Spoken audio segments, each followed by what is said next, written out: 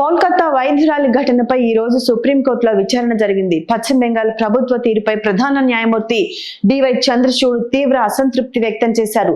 ప్రభుత్వ ఆసుపత్రిలో మహిళా వైద్యులకు రాత్రి షిఫ్ట్లు కేటాయించడాన్ని నిరాకరిస్తున్నామని ప్రభుత్వ జారీ చేసిన నోటిఫికేషన్లన్నీ సిజేఐ విమర్శించారు. వారికి భద్రత కల్పించాల్సిన బాధ్యత రాష్ట్ర ప్రభుత్వానిది అని అన్నారు. కోల్కతా ఆర్జికర్ మెడికల్ కాలేజీ హాస్పిటల్లో 31 ఏళ్ల వైద్యురాలి అత్యాచారం హత్య ఘటన తర్వాత రాష్ట్ర ప్రభుత్వం ఈ నోటిఫికేషన్ తీసుకొచ్చింది. మహిళలు పని చేయరని మీరు ఎలా చెప్పగలరు?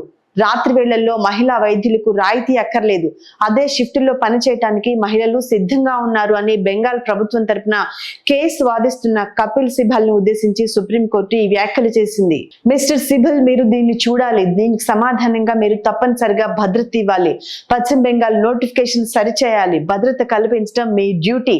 మహిళలు రాత్రిపూట పని చేయలేరు అని మీరు చెప్పలేరు. పైలట్లు, ఆర్మీ మొదలైనవి రాత్రిపూట పని చేస్తున్నాయి అని సిజేఐ అన్నారు.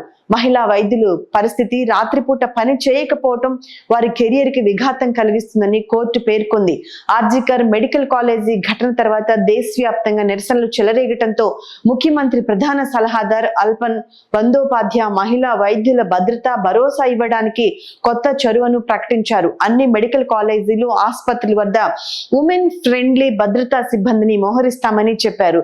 వైద్య కళాశాలలు, ఆసుపత్రుల వద్ద స్థానిక పోలీసులతో నిత్యం రాత్రిపూట పెట్రోలింగ్ నిర్వహించేలా ఏర్పాట్లు చేస్తామని తెలిపారు. రాత్రి విధుల విషయంలో మహిళా వైద్యులు జంటగా పనిచేసే విధంగా షిఫ్ట్లు ఏర్పాట్లు చేస్తామని చెప్పారు. Please do subscribe to Telugu Rajyam channel. Please do subscribe to Telugu Rajyam channel. Please do subscribe to Telugu Rajyam channel. Hi అండి, నేను మీ ఆర్పీని, నెల్లూరు పెద్దారెడ్డి చేపల పులుసు ఓనర్ని. మీరు తెలుగు రాజ్యం అనే ఈ యూట్యూబ్ ఛానల్ సబ్స్క్రైబ్ చేసుకుని మంచి మంచి వీడియోలతో వస్తారు. Thank you so much. Hi people, I'm Sonakshi Verma and you please watch Telugu Rajyam and please subscribe to the channel.